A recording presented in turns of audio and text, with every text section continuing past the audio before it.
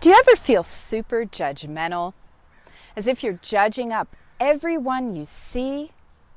Or perhaps you're just judging up one particular person, big time.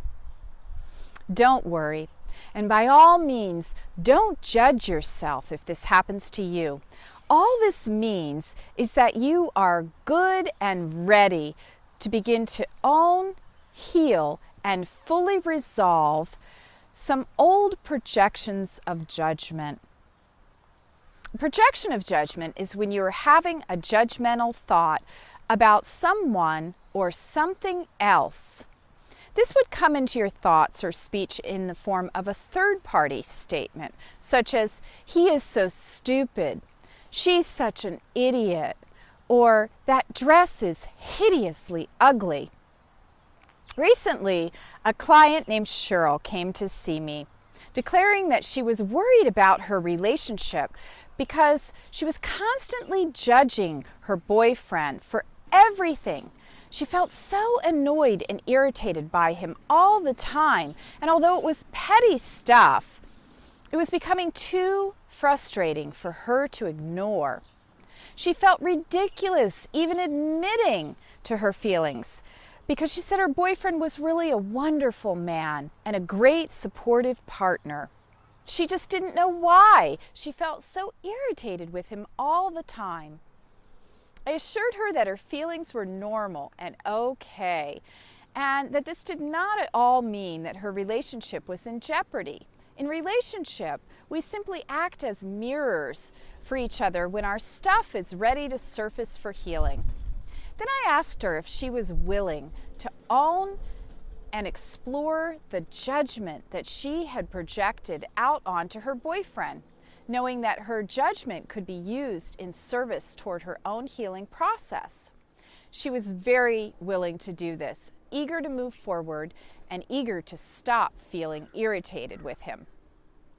So first I asked her, what was it about her boyfriend that annoyed her the most? She instantly replied, "His toenails!" Apparently, Cheryl's boyfriend had a habit of cutting his toenails and leaving the clippings in inappropriate places, such as on the coffee table in the living room.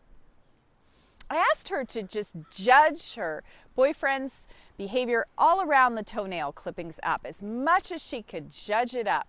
She laughed and went for it. She said, "Irresponsible, uncaring, gross, dirty, nasty, icky, disgusting, filthy, yucky, impure, and unclean." Great. Then I asked her if she was willing to own this projection that these toenail clippings were presenting for her.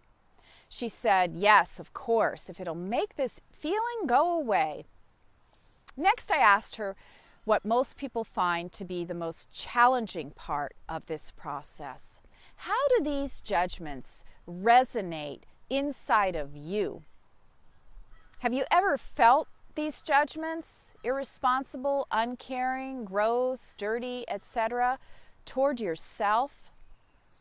Now at this point, Cheryl looked pretty shocked, and she just burst into tears, nodding her head yes, that she had often felt that way toward herself in the past. She shared that these words brought up painful, long forgotten memories of time in the past when she had abused drugs and alcohol as a teenager. Here were huge feelings of shame and self-loathing. She remembered waking up in strange places, not knowing how she'd gotten there. She remembered recklessly hitchhiking, getting into cars with strangers, and the shame she felt knowing that she had lied to her parents about where she'd been. She remembered the icky smells in her hair, on her skin, on her clothing. All of the judgments were there. She had judged herself as irresponsible, uncaring, gross, dirty, nasty, icky, disgusting, filthy, yucky, impure, and unclean. She dug even deeper and discovered she had also judged herself as drunk, addicted, smelly, shameful, hateful, loathsome, worthless, self-centered, oblivious, disconnected, despicable, and lost. Cheryl was able to access love and compassion for herself and take it back in her memory to the years when she'd felt so disconnected from her source of loving. She bathed herself in acceptance, saying things like, "It's okay. I was just learning and growing. I was doing the best I could at the time." She forgave herself for each judgment that she'd placed against herself, knowing that she was not any of those things. She'd only felt and acted like those things. She stated the truth about herself, declaring that she was, in fact, a divine being having a human experience of drunken behavior. Her essence had always been loving. From her soul's perspective, she has always been pure, innocent, and clean.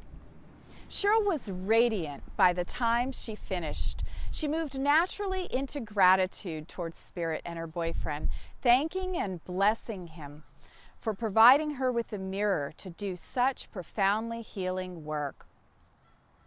She felt like a tremendous load had been lifted, and she was at peace inside. Who knew that her boyfriend's toenail clippings could result in a purging of so many years' worth of self-hatred? Who is the person who irritates you the most? The one that drives you insanely crazy or makes you so mad that you could spit? What would you judge them as if you were to freely judge them up? Cheryl continued to take full responsibility for her own thoughts and feelings of upset, and over the next few months, she eventually cleared every projection of judgment she'd been holding out towards her boyfriend. She became clearer, more centered, joyful, and as a direct result, her relationship improved dramatically. The last I heard, she was happily engaged to be married. This is the healing power of owning a projection of judgment. Get interested in your most challenging projections of judgment. Own the judgment. Say, "My feelings of upset are my own. I am now willing to freely judge up anyone who upsets my peace," and then own the projection of judgment. Action step. Think of the person who upsets you the most and freely list the judgments you feel towards them. Then own everything on the list. Declaration. I now fully own my projections of judgment. I willingly judge up anyone who upsets my peace. And I take my power back by updating any irrational beliefs and clearing any energies of judgment. I am at peace. And breathe that in.